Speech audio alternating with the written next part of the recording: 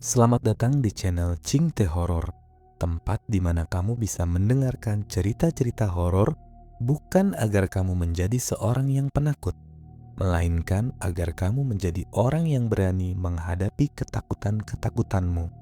Selain itu, jika suatu hari kamu berada dalam posisi seperti di dalam cerita-cerita horor yang saya bawakan, kamu sudah tahu dan sudah siap untuk menghadapinya. Sebelum ceritanya dimulai, tolong bantu channel ini dengan subscribe, like, komen, dan jangan lupa aktifkan loncengnya agar kamu bisa terus mendapatkan cerita terbaru. Terima kasih dan selamat mendengarkan. Lampu kristal yang menggantung di ruang tamu kediaman Pak Dharma memantulkan cahaya kuning keemasan yang mewah. Namun, suasana di bawahnya terasa sedingin es. Dharma, seorang pria parubaya yang biasanya memiliki sorot mata hangat, kini duduk dengan punggung tegak dan wajah yang kaku. Di hadapannya, Lastri, wanita yang telah menemaninya membangun bisnis dari nol selama 20 tahun, hanya bisa menunduk. Jemari Lastri gemetar, memainkan ujung taplak meja yang disulamnya sendiri. Aku tidak butuh alasan lagi, Lastri. Keputusanku sudah bulat. Karina akan segera pindah ke rumah ini. Suara Dharma terdengar berat dan datar tanpa ada sedikit pun nada penyesalan di dalamnya. Lastri mengangkat wajahnya yang pucat. Matanya sembab, tanda bahwa ia telah menghabiskan malam-malam sebelumnya dengan tangisan yang tertahan. Tapi Mas, anak-anak bagaimana? Apa yang harus kukatakan pada mereka? Rumah ini adalah tempat tinggal kita, sejarah kita. Kenapa harus membawanya kemari? Dharma mendengus kasar, sebuah reaksi yang sangat asing bagi Lastri. Selama ini, Dharma adalah sosok suami yang santun. Namun sejak 6 bulan lalu, tepatnya setelah ia merekrut Karina sebagai sekretaris pribadinya, kepribadian Dharma seolah terkikis oleh sesuatu yang gelap. Anak-anak sudah dewasa, mereka akan mengerti. Lagi pula Karina sedang mengandung. Aku tidak ingin dia kelelahan di apartemen sendirian. Jangan egois, Lastri. Egois? Gumam Lastri dengan suara parau. Siapa yang sebenarnya egois di sini, Mas? Pertengkaran itu berakhir dengan Dharma membanting pintu depan, meninggalkan aroma parfum maskulin yang tajam bercampur dengan sesuatu yang amis, bau yang hanya bisa dirasakan oleh indera penciuman Lastri. Lastri terduduk lemas di sofa beludur. Ia merasa rumah besar itu tiba-tiba menjadi sangat luas dan mencekam. Setiap sudut ruangan yang dulu terasa nyaman, kini seolah mengawasinya dengan tatapan jahat. Malam semakin larut ketika Lastri memutuskan untuk membersihkan kamar utama. Ia berharap dengan menyibukkan diri, sesak di dadanya sedikit berkurang. Namun saat ia merapikan spray sutra di sisi tempat tidur milik Dharma, tangannya menyentuh sesuatu yang keras di bawah kasur. Dengan dahi berkerut, ia merogoh kolong tempat tidur tersebut. Tangannya menarik sebungkusan kecil. Itu adalah kain kafan kusam yang diikat dengan benang hitam legam. Jantung Lastri berdegup kencang. Dengan tangan gemetar, ia membuka ikatan itu. Di dalamnya terdapat gumpalan rambut, potongan kuku yang mulai membusuk, dan sebuah foto pernikahan mereka yang telah ditusuk jarum tepat di bagian wajah Lastri. Seketika, suhu di dalam kamar turun drastis. Lastri merasa bulu kuduknya berdiri tegak. Dari sudut matanya, ia melihat bayangan hitam melintas cepat di cermin riasnya. Suara bisikan halus seperti geraman binatang buas terdengar tepat di belakang telinganya. Pergi, mati. Lastri tersentak dan melempar bungkusan itu ke lantai. Ia segera berlari menuju saklar lampu. Namun sebelum jarinya menyentuh tombol, lampu kamar padam dengan sendirinya.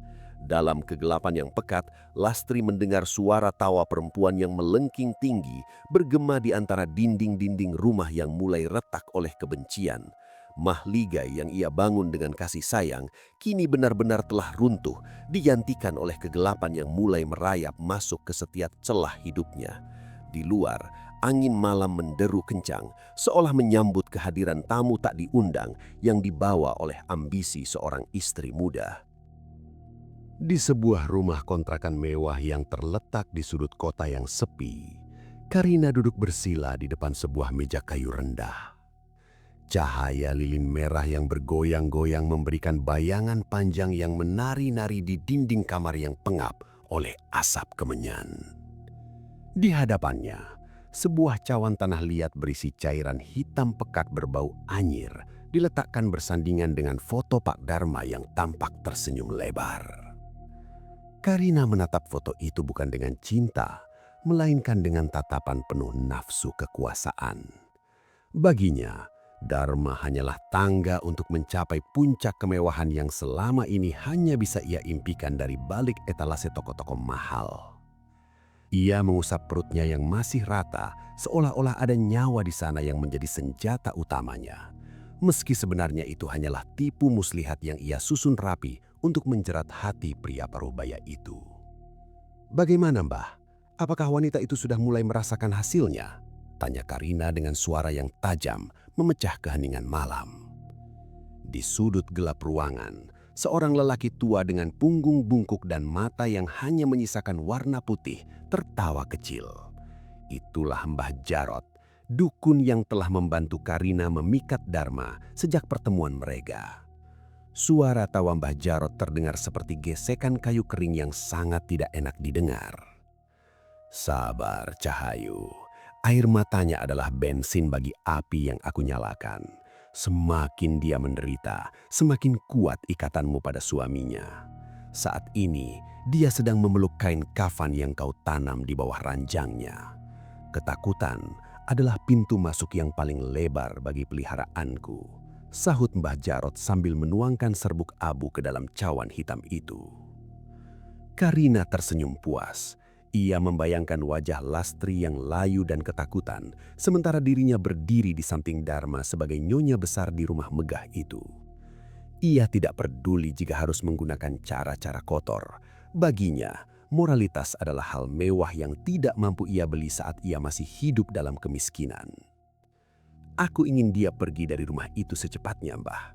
Aku ingin Mas Dharma membencinya sampai-sampai ia tidak tahan melihat bayangan Lastri di cermin," desak Karina lagi. Mbah Jarot mengambil sebilah keris kecil dan menyayat ujung jarinya sendiri, membiarkan setetes darah jatuh ke dalam cawan. Ritual pemisah kasih sudah mencapai puncaknya. Besok, suamimu tidak akan lagi melihat wajah istrinya sebagai manusia. Di matanya, Lastri akan tampak seperti bangkai yang membusuk. Bau tubuhnya akan tercium seperti kotoran, dan suaranya akan terdengar seperti rintihan setan di telinga Dharma.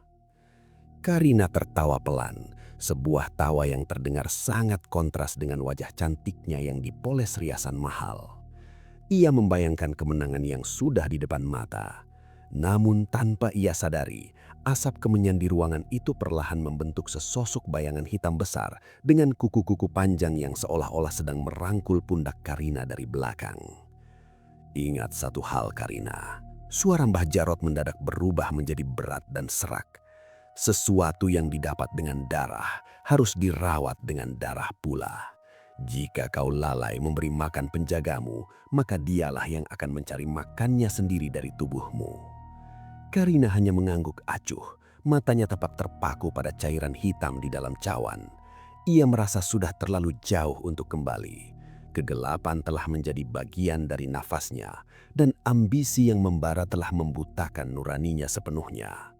Malam itu, di bawah pengaruh mantra-mantra terkutuk, ia bersumpah untuk menghancurkan apapun yang menghalangi jalannya, tanpa ia sadari bahwa sebuah harga yang mengerikan sedang menanti untuk ditagih.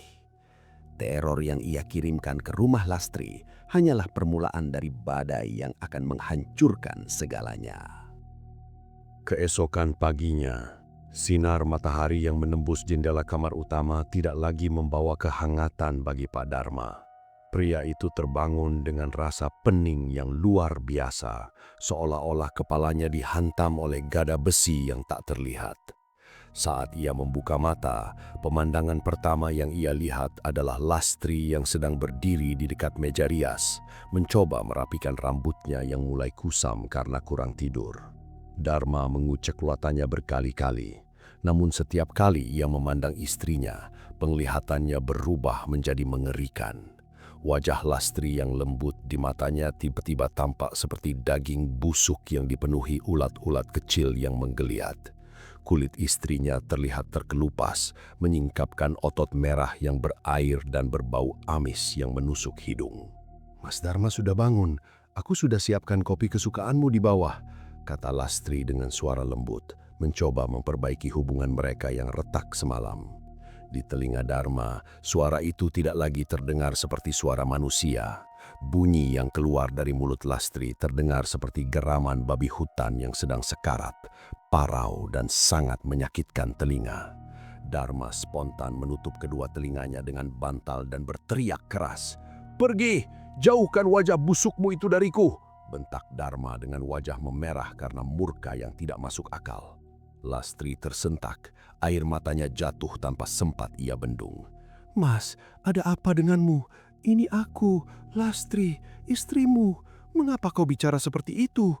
"Istri, kau bukan istriku. Kau adalah setan yang menggangguku. Bau tubuhmu seperti bangkai yang sudah berhari-hari tidak dikubur." Dharma bangkit dari tempat tidur dengan gerakan kasar, hampir menabrak Lastri yang terpaku di tempatnya. Ia berlari menuju kamar mandi, membasuh wajahnya dengan air dingin berkali-kali. Namun saat ia menatap cermin, ia melihat bayangan Karina di belakangnya, tersenyum cantik dengan gaun merah yang anggun. Bayangan itu membisikkan kata-kata manis yang menenangkan jiwanya, sangat kontras dengan sosok Lastri yang ia anggap mengerikan di luar sana. Dharma tidak menyadari bahwa itu adalah bagian dari sihir yang telah merasuki saraf-saraf otaknya, memutarbalikkan kenyataan dengan ilusi hitam. Sepanjang hari itu, Pak Dharma tidak mau keluar dari kamar kecuali jika Lastri menjauh darinya. Setiap kali Lastri mendekat, Dharma akan melempar barang apapun yang ada di dekatnya. Piring, gelas, hingga vas bunga pecah berserakan di lantai marmer yang mahal itu. Pembantu di rumah itu hanya bisa bersembunyi di dapur, ketakutan melihat majikan mereka yang biasanya tenang, kini berubah menjadi sosok temperamental yang meledak-ledak. Lastri hanya bisa terduduk di lantai dapur, memeluk lututnya sambil menangis dalam diam. Ia teringat kembali pada bungkusan kain kafan yang ia temukan semalam. Sadarlah ia bahwa suaminya bukan sedang marah, melainkan sedang dikendalikan oleh sesuatu yang sangat jahat. Namun setiap kali ia mencoba melafalkan doa atau ayat suci untuk mengusir kegelapan itu, tenggorokannya terasa seperti dicekik oleh tangan tak terlihat, membuatnya tersedak dan batuk hingga mengeluarkan cairan kental berwarna kehitaman. Ketegangan di rumah itu mencapai titik didih saat senja tiba. Dharma keluar dari kamar dengan koper di tangannya. Ia menatap Lastri dengan kebencian yang murni, seolah-olah tidak ada lagi sisa cinta di antara mereka. "Mulai malam ini, aku akan tinggal bersama Karina, dan jangan harap kau bisa menyentuh sepeser pun uangku jika kau masih berani menampakkan wajahmu yang menjijikkan itu di depanku." Dharma melangkah keluar tanpa menoleh lagi, meninggalkan Lastri yang jatuh pingsan karena tekanan batin yang luar biasa. Bersamaan dengan kepergian Dharma, lampu-lampu di rumah itu mulai berkedip tidak beraturan dan suara tawa anak kecil yang melengking kembali terdengar dari lantai atas, menandakan bahwa rumah itu kini sepenuhnya berada dalam kekuasaan kegelapan. Pertengkaran hebat meledak, menghancurkan sisa-sisa kedamaian yang pernah ada. Setelah kepergian Dharma yang membanting pintu depan dengan kasar, kesunyian yang mencekam segera menyelimuti setiap sudut rumah besar itu. Lastri terbangun dari pingsannya dengan tubuh yang terasa sangat berat, seolah-olah ada beban ribuan ton yang menindih dadanya. Kepalanya berdenyut hebat, dan saat ia mencoba bangkit, lantai marmer yang dingin di bawahnya terasa bergetar lembut, seakan ada sesuatu yang merayap di bawah sana. Ia mencoba menyalakan lampu ruang tengah, namun sakelar itu tidak berfungsi sama sekali.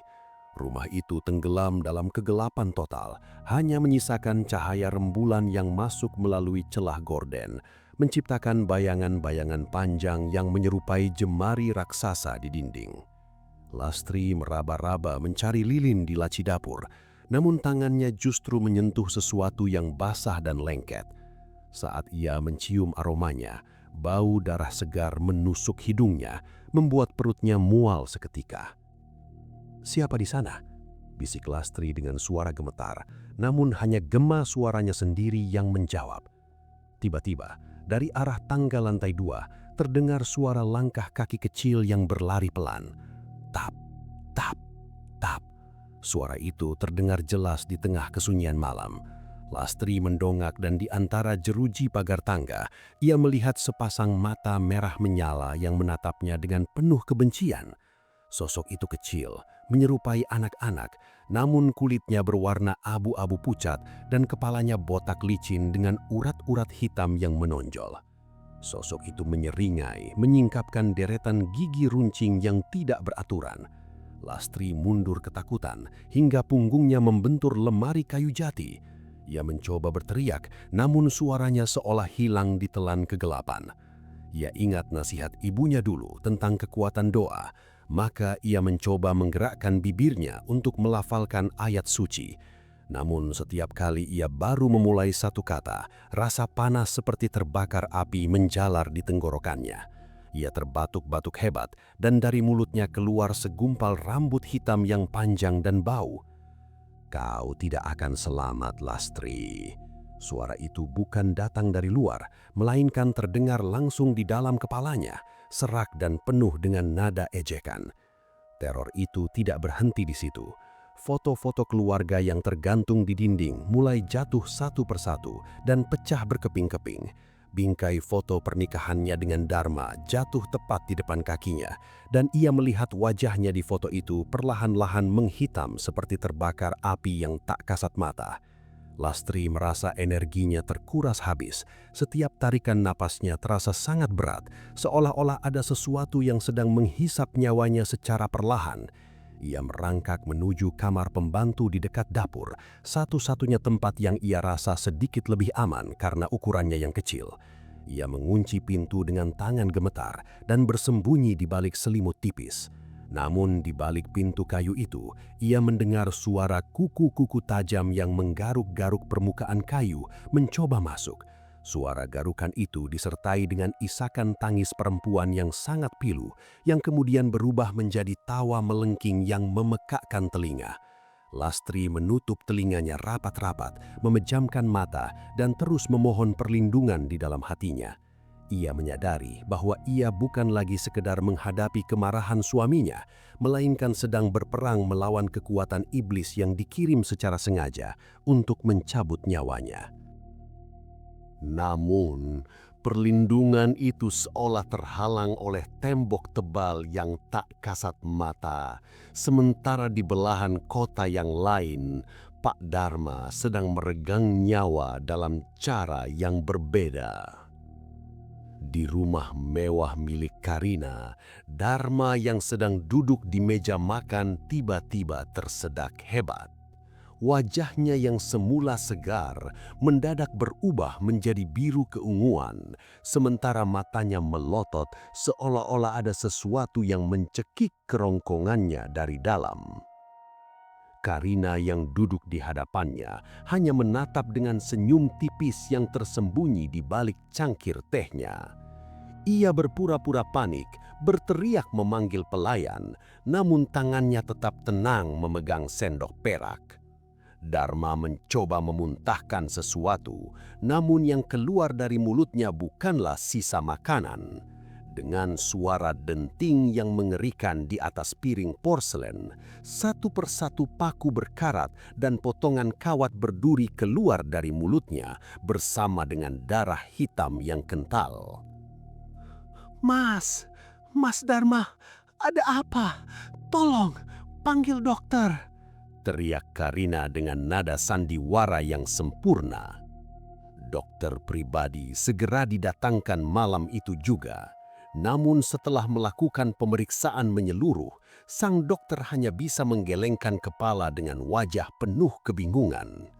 Secara medis, tubuh Dharma dinyatakan sehat, namun suhu tubuhnya sangat rendah, hampir menyamai suhu mayat.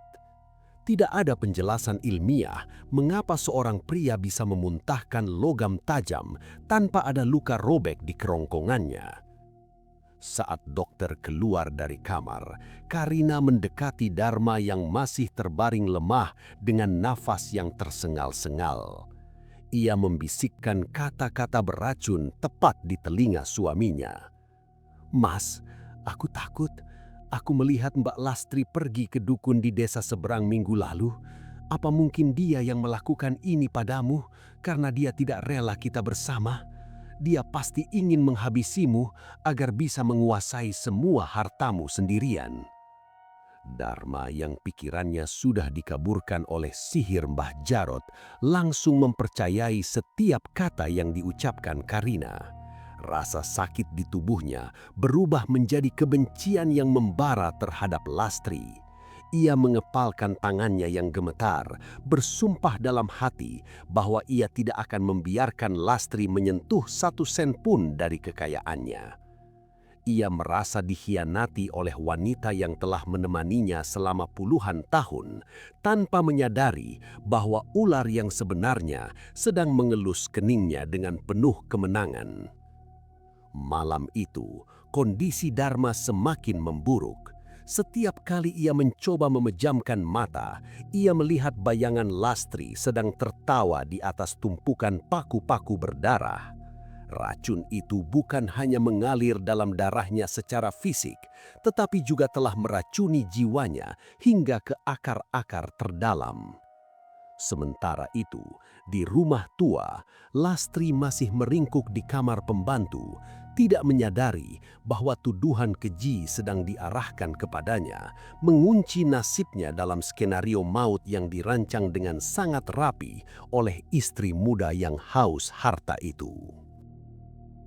Teror yang ia kirimkan ke rumah Lastri hanyalah permulaan dari badai yang akan menghancurkan segalanya.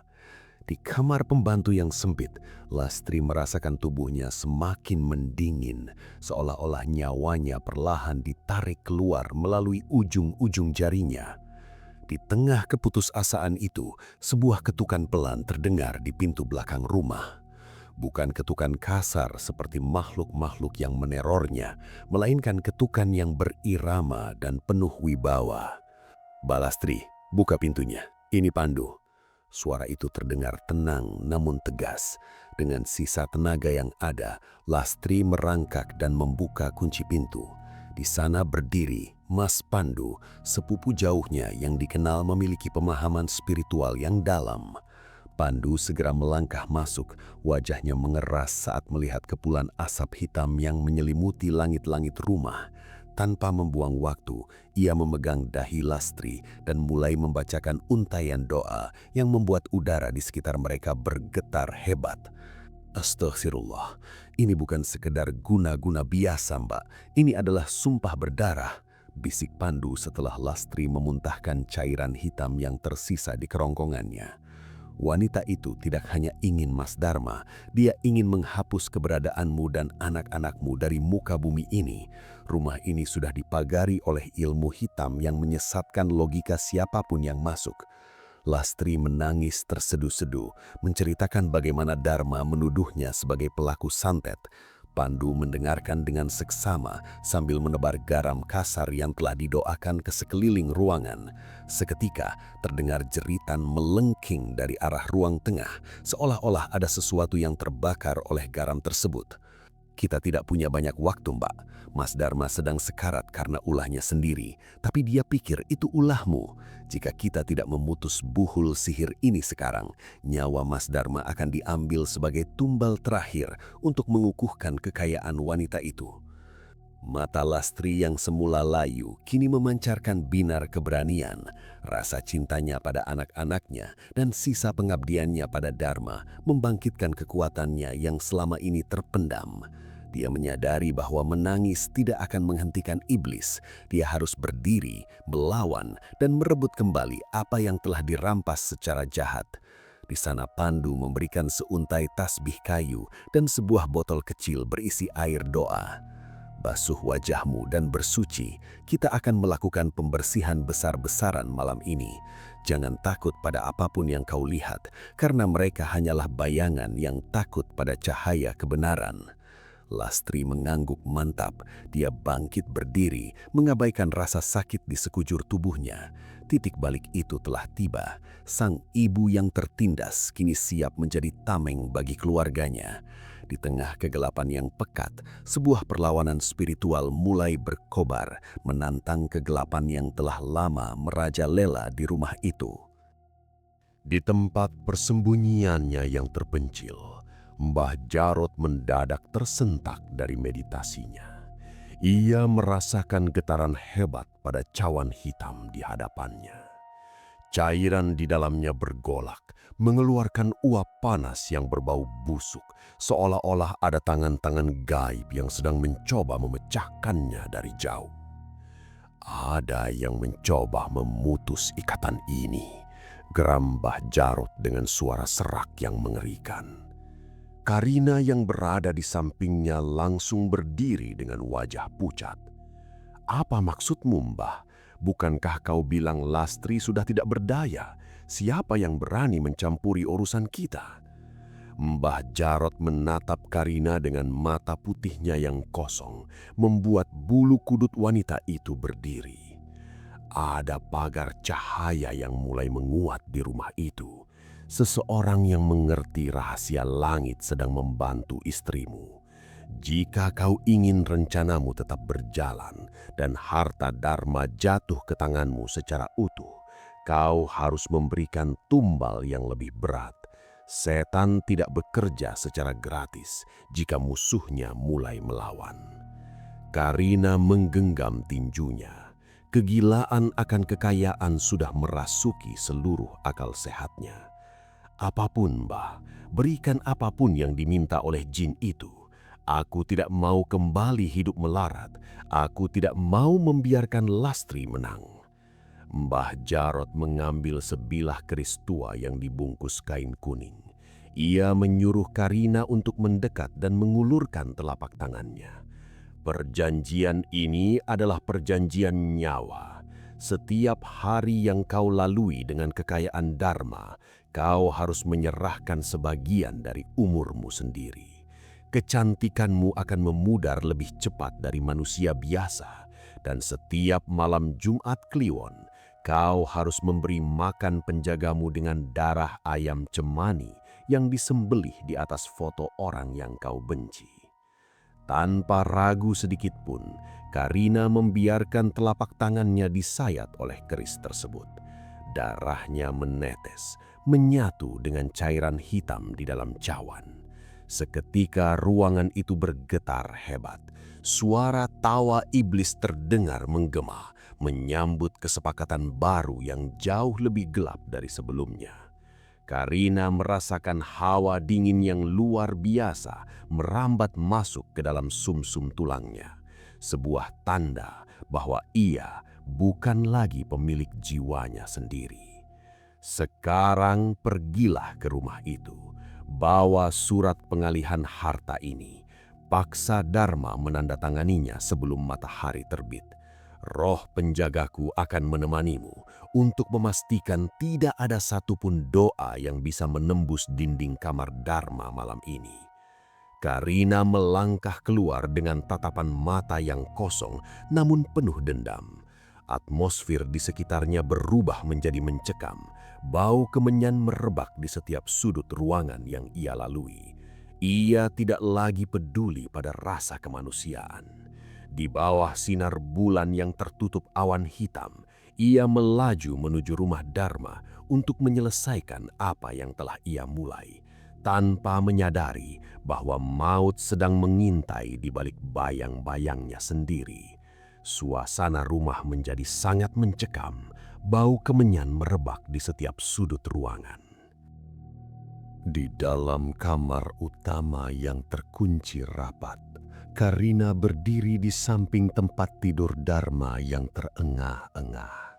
Wajah pria itu sudah pucat pasih, matanya cekung dengan lingkaran hitam yang dalam, seolah-olah seluruh saripati hidupnya telah dihisap habis oleh kekuatan gelap.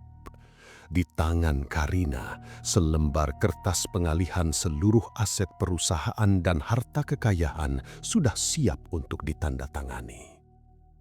Tanda tangan ini, Mas. Setelah ini, semua bebanmu akan hilang. Kita akan pergi jauh dari wanita sialan itu. Bisik Karina, suaranya terdengar seperti desisan ular di telinga Dharma yang setengah sadar. Dharma menggerakkan tangannya yang gemetar, meraih pulpen dengan sisa tenaga yang ada.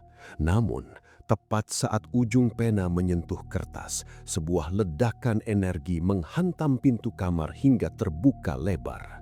Di ambang pintu, Lastri berdiri dengan menggenggam tasbih, didampingi oleh Mas Pandu yang membawa semangkuk air doa. Cahaya putih samar seolah memancar dari tubuh Lastri, menantang kegelapan yang mengepul dari sudut-sudut kamar. "Hentikan, Karina! Cukup sudah kau meracuni pikiran suamiku," seru Lastri dengan suara yang bergetar namun penuh wibawa. Karina menoleh dengan wajah yang mendadak berubah garang, matanya berkilat merah dan urat-urat di lehernya menonjol hitam. "Kau tidak punya hak di sini, Lastri. Dharma sudah membuangmu. Dia adalah milikku sekarang. Begitu juga dengan semua hartanya." Seketika terjadi bentrokan energi yang luar biasa di dalam ruangan itu. Angin kencang bertiup entah dari mana, memutar-mutar gorden sutra hingga robek tercabik-cabik. Gelas-gelas di atas meja rias pecah berkeping-keping, terbang melintasi ruangan seperti belati yang mengincar tubuh Lastri. Fenomena mistis terjadi begitu hebat, lemari pakaian bergetar keras, dan lampu gantung berayun ekstrim hingga hampir jatuh menimpa mereka. Segera Mas Pandu memercikkan air doa ke arah Karina. Saat air itu menyentuh kulit Karina, terdengar suara mendesis seperti daging yang dipanggang. Karina menjerit melengking, suara yang tidak lagi terdengar seperti suara manusia, melainkan raungan binatang buas yang kesakitan. Bayangan hitam besar yang selama ini mendekap pundaknya mulai menampakkan wujud aslinya, sosok genderuwo bermata merah yang mengerikan. "Keluar! Demi Tuhan yang Maha Adil, lepaskan belenggu ini!" teriak Mas Pandu sambil merapal doa-doa pemutus sihir dengan lantang.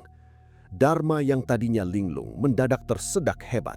Dia jatuh tersungkur dari tempat tidur, memuntahkan cairan hitam pekat yang berbau busuk luar biasa ke lantai marmer. Di dalam muntahan itu terlihat jarum-jarum berkarat dan rambut-rambut panjang yang saling melilit. Seiring dengan keluarnya benda-benda itu, pengaruh sihir yang menutupi mata batin Dharma mulai luntur sedikit demi sedikit. Terjadi bentrokan energi, namun di tengah kekacauan itu, kebenaran mulai menemukan celahnya untuk bersinar kembali. Pak Dharma bertatuk-batuk hebat. Dadanya kembang kempis mencoba menghirup oksigen yang seolah-olah menghilang dari ruangan itu. Cairan hitam yang ia muntahkan mulai menguap, meninggalkan noda kemerahan yang berbau karat di lantai. Saat ia mendongak, kabut abu-abu yang selama ini menutupi pandangannya perlahan memudar, menggantikan halusinasi mengerikan dengan realitas yang pahit. Ia menoleh ke arah Karina, sosok yang selama ini ia puja sebagai bidadari penyelamat hidupnya. Namun, penglihatannya kini tidak lagi tertipu. Di bawah cahaya lampu yang berkedip-kedip, Dharma melihat wajah Karina yang mulai membusuk secara gaib akibat efek samping ilmu hitam yang ia gunakan. Kulit pipinya yang mulus tampak melorot dan menghitam, sementara matanya yang cantik kini terlihat liar dan penuh kebencian yang purba. Bedak mahalnya retak, menyingkapkan borok-borok kecil yang mengeluarkan nanah berbau kemenyan. Mas Dharma, tolong aku. Lastri ingin membunuhku," rintih Karina, mencoba mempertahankan sandiwaranya meski suaranya kini terdengar parau dan pecah. Dharma mundur dengan sisa tenaganya, rasa ngeri menjalar di sekujur tubuhnya. "Siapa kau sebenarnya? Di mana istriku yang dulu ku kenal?" Di sudut lain, Mas Pandu terus merapal doa dengan suara yang menggelegar, membuat bayangan hitam di belakang Karina semakin meronta-ronta. Lastri melangkah mendekat, matanya tidak lagi memancarkan dendam, melainkan kesedihan yang mendalam melihat kehancuran pria yang pernah ia cintai sepenuh hati. Ia meletakkan tangannya di bahu Dharma, memberikan kehangatan yang selama berbulan-bulan ini tidak pernah dirasakan oleh pria itu. "Istighfar Mas, sadarlah, semua ini adalah tipu daya," bisik Lastri lembut. Seketika, seluruh rahasia Karina terbongkar secara tragis. Di atas meja rias, tas tangan Karina jatuh dan isinya berhamburan. Selain surat pengalihan harta, keluar pula sebuah boneka jerami yang dililit rambut Pak Dharma dan sebuah botol kecil berisi darah yang sudah menghitam. Dharma melihat semua itu dengan mata kepala sendiri. Ia menyadari bahwa setiap ciuman, setiap kata manis, dan setiap belayan Karina adalah racun yang dirancang untuk membunuhnya secara perlahan demi harta benda. Karina yang merasa rahasianya sudah telanjang bulat, berteriak histeris. Wajahnya semakin hancur seiring dengan pudarnya kekuatan sihir Mbah Jarot yang mulai berbalik menyerang tuannya sendiri. Ia mencoba meraih surat pengalihan harta itu, namun kertas tersebut tiba-tiba terbakar oleh api biru yang muncul dari udara kosong. Pak Dharma tersadar sesaat setelah muntah darah hitam berisi benda-benda tajam, namun jiwanya terasa hancur berkeping-keping menyadari betapa dalam ia telah jatuh ke dalam jurang pengkhianatan. Ia melihat wajah asli Karina yang mulai membusuk akibat efek samping ilmu hitam, sebuah pemandangan yang akan menghantuinya hingga sisa hidupnya. Di tengah kekacauan itu, jeritan Karina berubah menjadi lengkingan yang memilukan saat tubuhnya mulai mengalami serangan balik dari jin penjaga yang ia puja. Secara gaib, kulit yang semula mulus kini melepuh seolah disiram air keras, mengeluarkan aroma belerang yang menyesakkan dada. Di tempat lain, Mbah Jarot yang sedang duduk bermeditasi tiba-tiba membelalakkan mata. Tubuh sang dukun mengejang hebat sebelum akhirnya tersungkur tak bernyawa dengan leher yang terpuntir secara misterius. Karina merangkak di lantai marmer, mencoba meraih kaki Pak Dharma, namun pria itu menarik diri dengan rasa jijik yang luar biasa. Pergi kau dari hidupku, iblis!" teriak Dharma dengan suara serak yang penuh penyesalan. Seketika itu juga, Karina kehilangan akal sehatnya. Ia tertawa berbahak-bahak sambil mencabuti rambutnya sendiri, menari-nari di tengah reruntuhan barang yang pecah. Warasnya telah direnggut oleh kegelapan yang ia undang sendiri ke dalam rumah itu. Polisi dan ambulans yang dipanggil oleh tetangga akhirnya datang, membawa Karina yang sudah gila menuju rumah sakit jiwa dengan pengawalan ketat, sementara kulitnya terus mengelupas secara medis tanpa penjelasan yang masuk akal. Beberapa minggu berlalu, rumah besar itu kembali sunyi, namun suasananya tidak lagi mencekam. Pak Dharma duduk di kursi roda di beranda depan. Tubuhnya kurus kering dan salah satu kakinya lumpuh permanen akibat racun gaib yang merusak sarafnya. Ia menatap taman dengan tatapan kosong, meratapi harta yang melimpah, namun kini terasa hambar karena ia telah kehilangan segalanya, termasuk kehormatan dan kesehatan dirinya. Lastri berdiri di sampingnya, membawa sebuah koper kecil.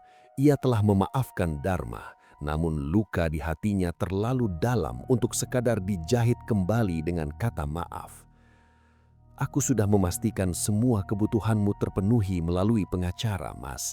Anak-anak akan menjengukmu secara bergantian, tapi aku tidak bisa tinggal di sini lagi. Lastri, kumohon, jangan tinggalkan aku sendirian dalam keadaan seperti ini," rintih Dharma dengan air mata yang mengalir di pipinya yang cekung. Lastri hanya tersenyum tipis, sebuah senyuman penuh ketabahan yang menandakan akhir dari pengabdiannya yang buta. Rumah ini dibangun di atas fondasi yang sudah retak oleh pengkhianatan dan darah, Mas. Aku harus pergi untuk menemukan kembali jiwaku yang hampir mati. Lastri melangkah pergi tanpa menoleh lagi, meninggalkan kemewahan yang kini terasa seperti penjara bagi Dharma. Ia berjalan menuju gerbang, menghirup udara pagi yang segar tanpa bau kemenyan atau amis darah. Pak Dharma selamat namun cacat permanen, sementara Karina membusuk dalam kegilaannya. Lastri memilih untuk pergi dan memulai hidup baru daripada bertahan dalam kekayaan yang sudah ternoda darah, menutup babak kelam guna-guna yang hampir menghancurkan garis keturunannya selamanya. Tamat. Terima kasih sudah mendengarkan sampai akhir. Selamat, itu artinya kamu semakin menjadi seorang yang pemberani. Saya percaya kamu juga bisa mendengarkan hingga selesai cerita-cerita selanjutnya. Sampai jumpa di episode berikutnya.